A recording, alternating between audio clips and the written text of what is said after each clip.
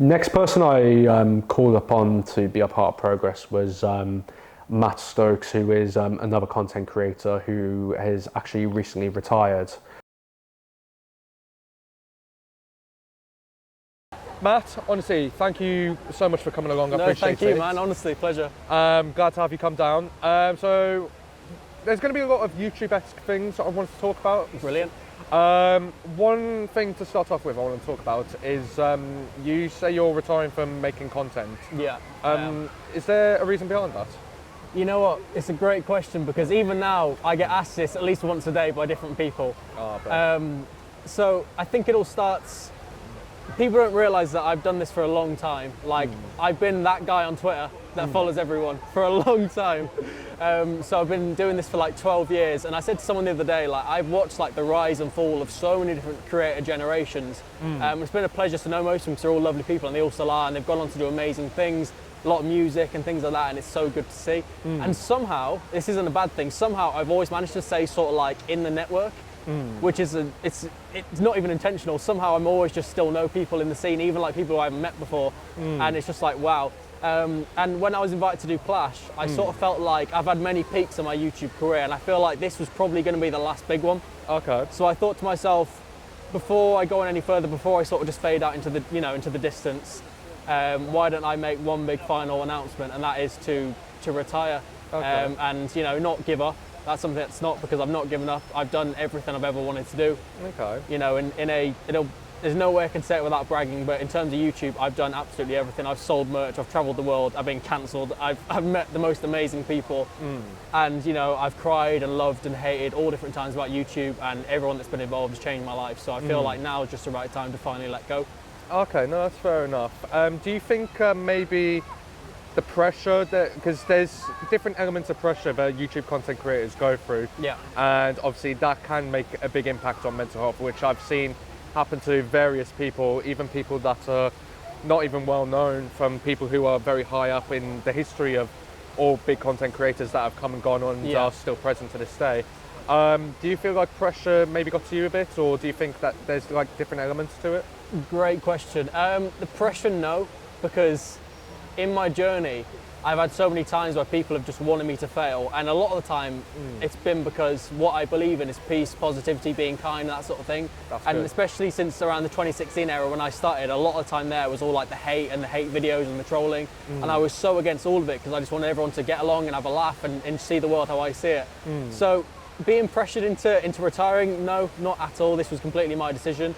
I do think there's a lot of pressure on people now, especially with like the whole cancel culture thing about doing the right thing and saying the right thing. Absolutely. And that's why it's so good to speak to fellow creators as well, and know it is something that we are wary of, because you can't please everyone. No. And you can be the nicest person in the world, which I'm not saying, I'm talking hypothetically. I'm an arsehole. You can be the nicest person in the world. It's fine. And then you can fuck up and that's it's over, you know what I mean? Yeah. So I think there's a lot of pressure with not just myself but a lot of people, especially with the stuff that I do, or all the motivational videos and getting drunk with my friends and doing fun stuff. There's only going to be one point where my friend or I say the wrong thing and it's game over, you know what I mean? So I'm kind of just taking this as an opportunity to say, all right, well, this was my time. So I'm out. What was college life like for you? College was weird. College was really, really weird. I was just so glad to get out of school at the time. It was like a one sigh of relief. I thought from this point onwards, things would be a lot better. My first year of college was just weird for me because it was more a case of lack of understanding about where I was, because at the time I thought I was going to be on a particular course, performing arts, but I didn't get the grades that I needed to, so they put me on a vocational course instead. Which I seemed to do all right on, but I was annoyed I wasn't on the course I was meant to be on, which was performing arts. As you were saying with the whole thing, you thinking you're not nice, I think when it comes to people at the end of the day, no one's perfect. Yeah. I mean, I've had times where I've not been nice to myself. I've had times where I've been snappy, I've been rude, at times I've been angry. Yeah. But I don't think that makes you an arsehole at all. No, you're because right. at the end, because the thing is, we're human at the end of the day. Like, no one's going to be perfect. No one's going to be like, oh yeah, we're the best person, the most inspirational. Like, even big creators like the Sidemen, like behind the scenes, they're going to have moments where they're snapping at each other. They're going to be having moments where they're like, okay, I'm fucking hating this. All right, I'm just sick and tired of this, and this. When you have snappy moments, it doesn't make you an arsehole at all. Because at the end of the day, we're all going to have moments where we get frustrated, You're right, we get upset, we get a little bit angry, but honestly, it doesn't make you a bad person at all. No, So you're right, I definitely feel like you should give yourself more credit, because from what I've seen with your podcast, Pour One Out, and all the other bits of content you've done, you seem like a solid guy. Thank you. And from the times I've met you, especially the first time I met you at Clash, I really enjoyed conversating with you. Thank you. Yeah, no, it was nice to chat to someone, especially when the first conversation, like starting point is mental health. It's just like, it's like a sad subject to talk about. It's nice to talk about it, you know what I mean, and be open and actually have that conversation with someone straight away. And yeah, no, I think everyone, a big thing about the being an arsehole thing, I think the accountability is the main thing. Everyone says take accountability, but you can take accountability and it's still not good enough. I don't think there's any level where you can apologise and it be good enough. So what I learned in my 12 years is that as long as you have forgiven yourself, obviously not in terms of murder or something like that, but I think when you make a mistake and you really learn from it, like I've had points where I realise I've been in the wrong and I've been, I've not done the nicest of things. Even with all the good things, it doesn't counter it, it doesn't balance it. A bad thing's a bad thing, and there's only so much preaching you can do to try to say I'm a better person. As long as you accept that you're a better person and you believe that, and you actually have proof to show I was like that and this is me now. Yeah. I think that's the main thing. I think that's something a lot of people need to really start accepting about themselves. Yeah, exactly. Accountability is 100% true, because at the beginning of 2021, as we went into lockdown, I was feeling a ton of pressure myself. Yeah, of course. With my depression, and there was just that I was ready to quit everything completely myself, because there was different elements of, am I good enough for doing this? Do people actually care? And this was at the darkest time of COVID, in my opinion. But I had to give myself more accountability of like, look what I've done so far, even throughout the coronavirus pandemic, which has been a big struggle for us all, and I don't think anyone in the world can say they haven't struggled throughout this time. Yeah, of course, yeah. But I think one thing to take away from the pandemic especially is how closer connected we've become with one another, because even though we've been further away, we've technically been closer than ever before. My original dream was to be a TV presenter for either the BBC or the ITV, but I just didn't feel like that wouldn't get me anywhere, so I thought if I try and possibly follow my mum's path of trying to do something in performing arts but try and get even further, then maybe I might get somewhere with my potential dream as well. So I was kind of like lost, I'd say I was kind of lost with where I wanted to be. Eventually I passed that course, and I moved to another college which was much closer to home, so it was more ideal for me, because I first college I went to, I had to travel miles on the train. But the next college I went to, I finally got into the performing arts course I wanted to, but I feel like the mistake I made was I expected too much. So when I began my YouTube journey a long time ago, but when I was 16, I had this epiphany of, wow, the world's actually quite a nice place. It's not as negative as we make it out to be. And this was at a point where I was, diagnosed with anxiety, and it absolutely tormented my life. But I refused to let that anxiety rule how I see things, how I act to people. I decided to actively be nice to people, nice to hate compliments, instead of being like, well, you say that to me, well, that's back at you. It was more like, you know what, no worries at all, I'm sorry you feel that way, please unsubscribe.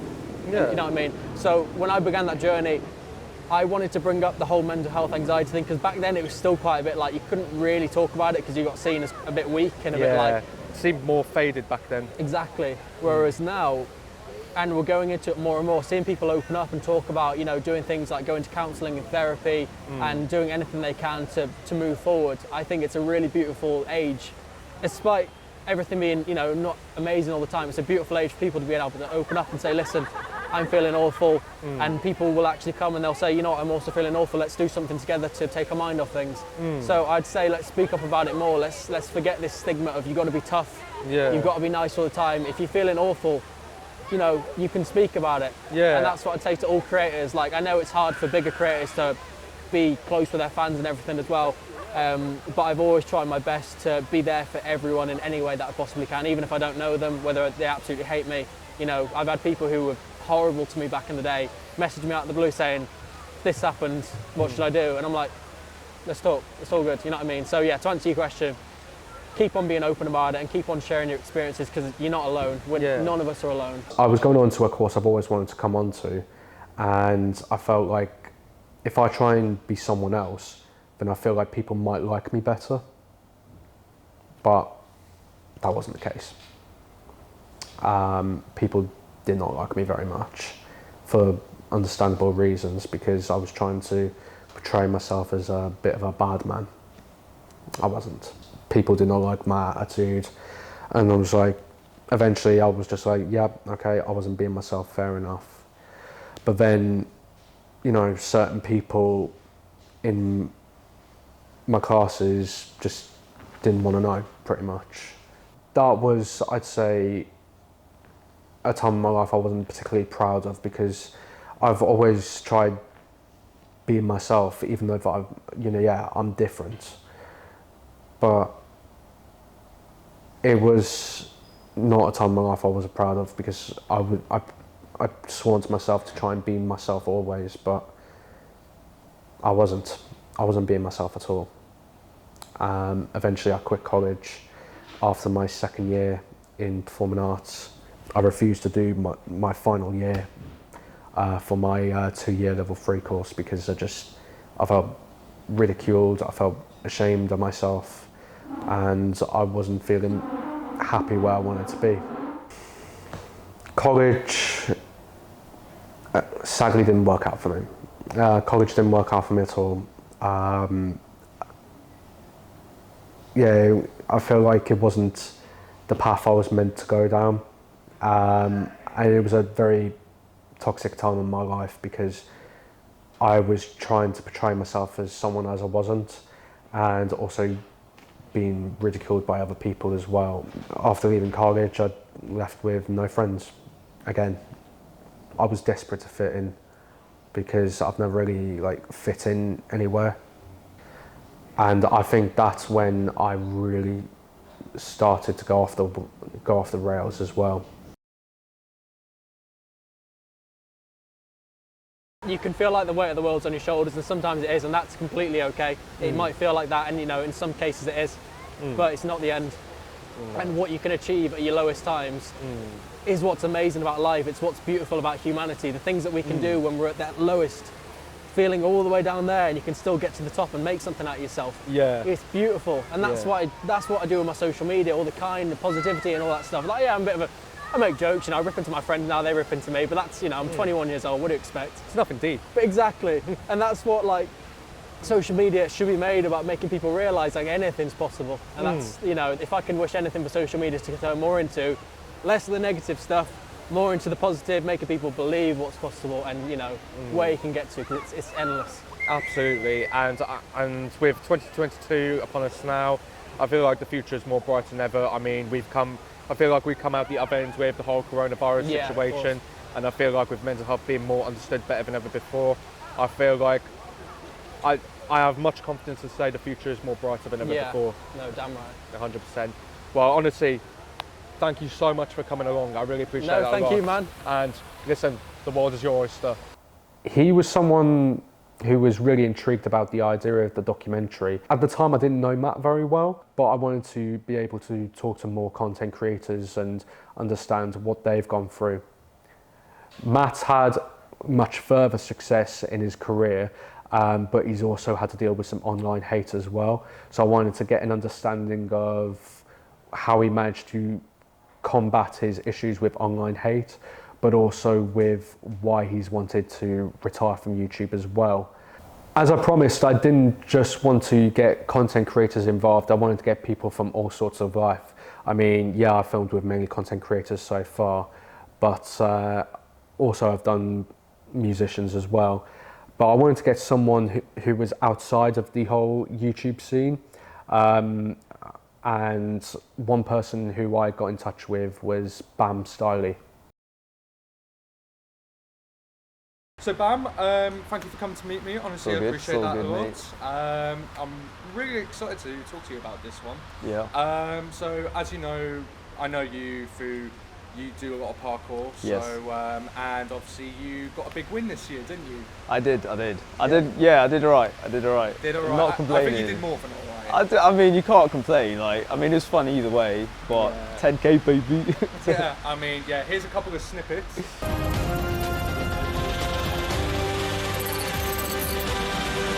We love a bit of parkour here. Do you think that's going to help you?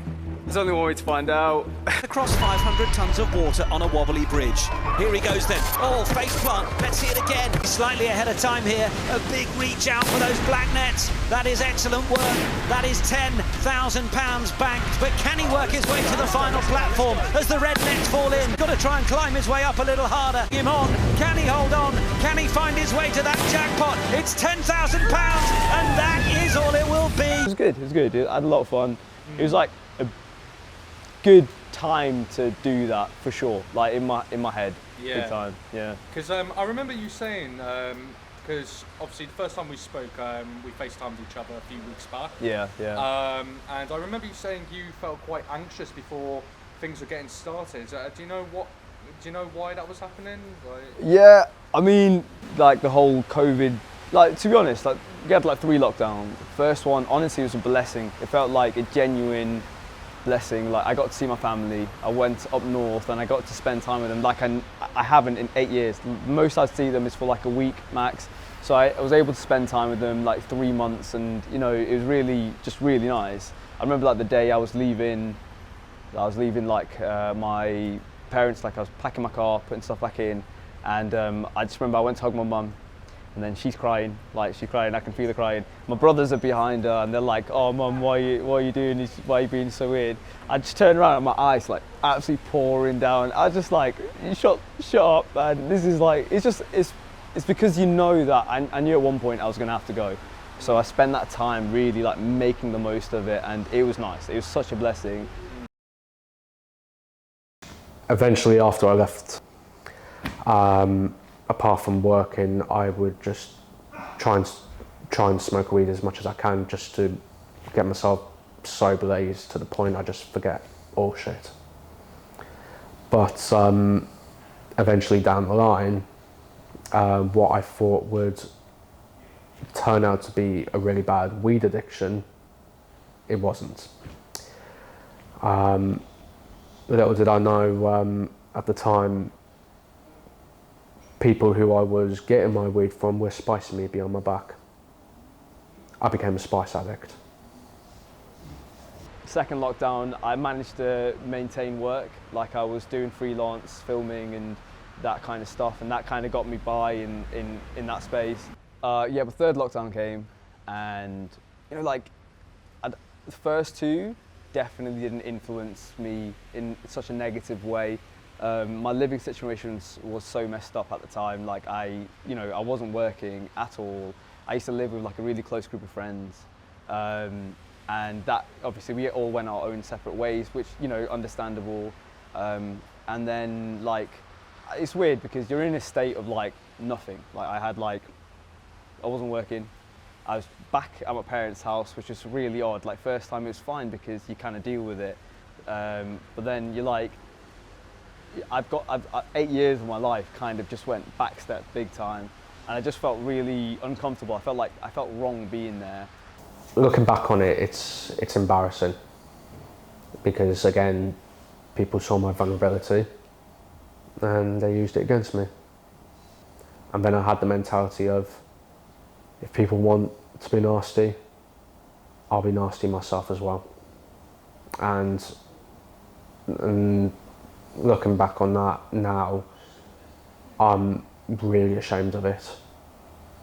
Like, really ashamed of it. For months down the line, I just had so many thoughts going in my head, talking to myself of, how I can get back at people.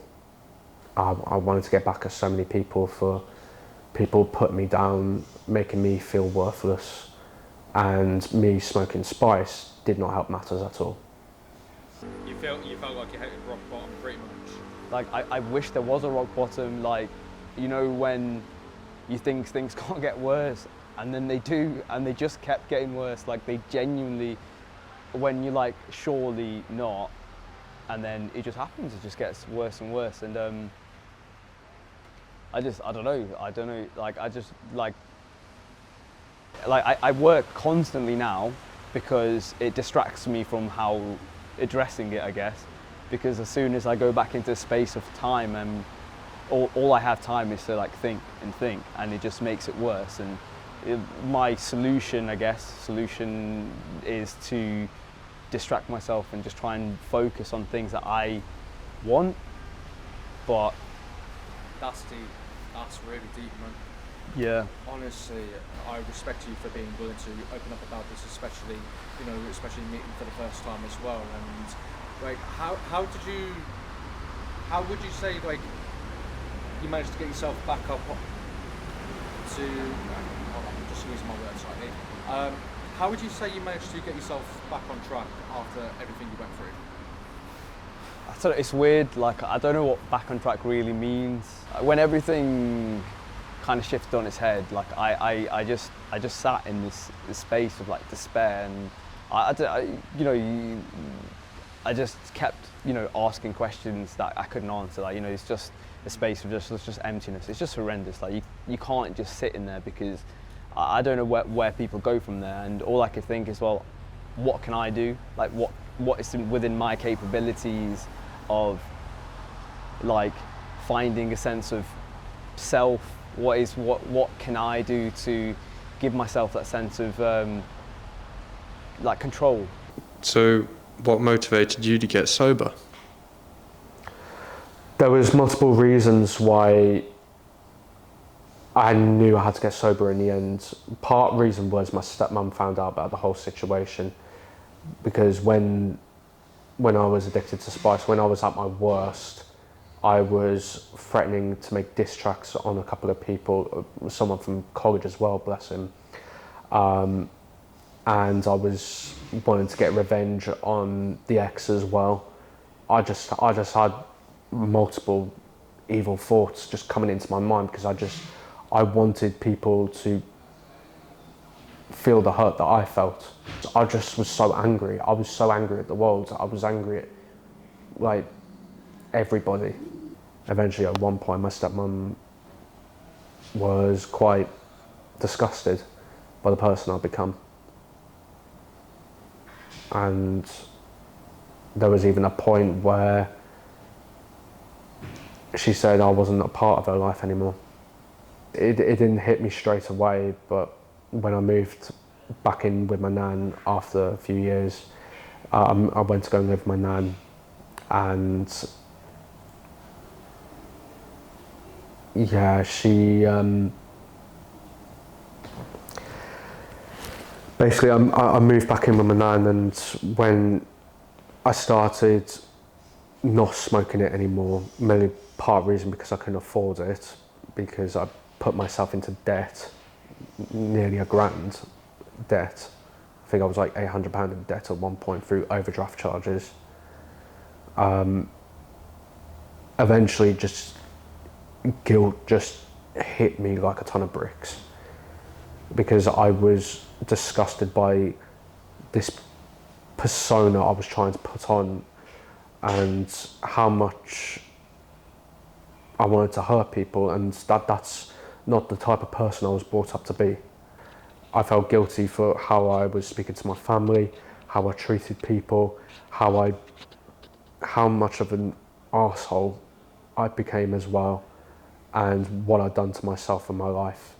And I was disgusted. Luckily, eventually in the end, my stepmom was willing to forgive me. She didn't trust me, but she was willing to forgive me, and I was grateful that she was willing to forgive. And coming to the end of 2018, I knew I had to do something different. I knew I had to get myself out of that hellhole that I was in, of being in debt, being negative. My past hurts so much. It hurts so fucking much. But at the end of the day, I just couldn't keep living that life. Like I turned 21 and I said, I have to do something different. I had to do something different in my life. And I said to myself, and I didn't want to just say this, but I wanted to make this happen. I said, I can be better and I will be better. So you feel like you've kind of found yourself a bit more then? Anything's better than where I was. Like, anything is better. Like, I've just never been, like, anyone who knows me, I've always been quite happy, chappy, smiley, positive, and like, it's weird, like, you don't recognize yourself. Like, I look in the mirror, I'm like I don't know who that is. Like, I don't know who I am, because like I've never been so sad. I've never felt so much like negative feelings. Like, but now, like, again, like all those little things, that finding that sense of control, it gives you that feeling of like, okay, I do have control over what's going on. I do have, like, I can work, I can wake up, I can go and do this, that, and whatever, and that is a big influence. And you know, I listen to a lot of podcasts rather than, like, I stopped doing that for a long time, and then I was like, actually, you know, it's weird how learning new things kind of reevaluates yourself. You start implementing more things into your life. Don't get me wrong, like, it's just trying to find that sense of self again. You know, that sense of control, that sense of being okay. It's like, if I wake up in the morning now and I don't have a day planned, like, like, anxiety kind of settles in. So, you know, but now I know that I don't have to feel it. You know, I don't have to let it take over. I can be like, okay, well, if that's what's happening, what can I do to change that? Well, take myself out of that situation, do something, go speak to someone, see someone, do an activity, physical activity. Like, there's loads of things that do help, and it's just learning to cope rather than, you know, it feels like a death. Like, I don't know how to explain it. It's what it feels like. It's just someone you know so well goes away. Life free falls because COVID.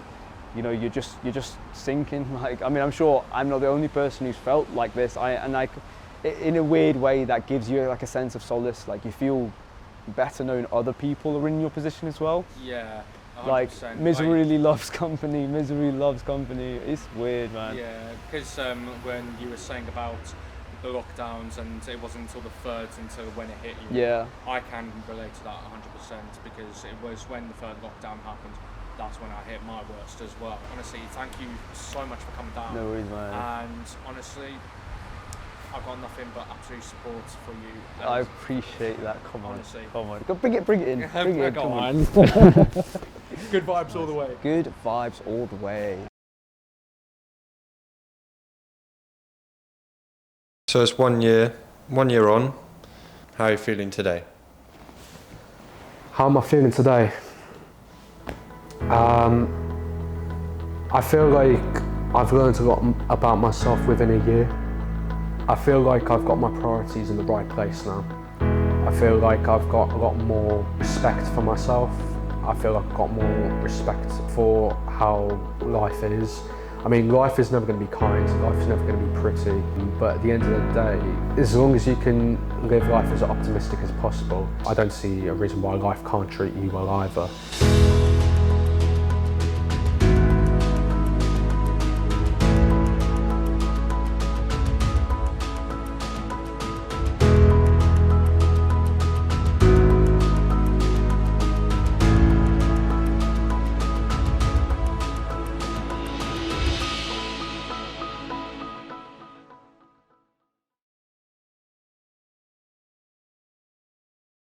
We can start just talking, leave our minds wide open, find out who we were, now who we are. Nothing's off the table, At least that's what I'm hoping. Begin and continue where we left off. I wanna know what makes you to go on, frustrate you. What it does when you don't see me well. What makes you think I hate you? Did you run or did I make you? Will we mend our bridges? I can tell.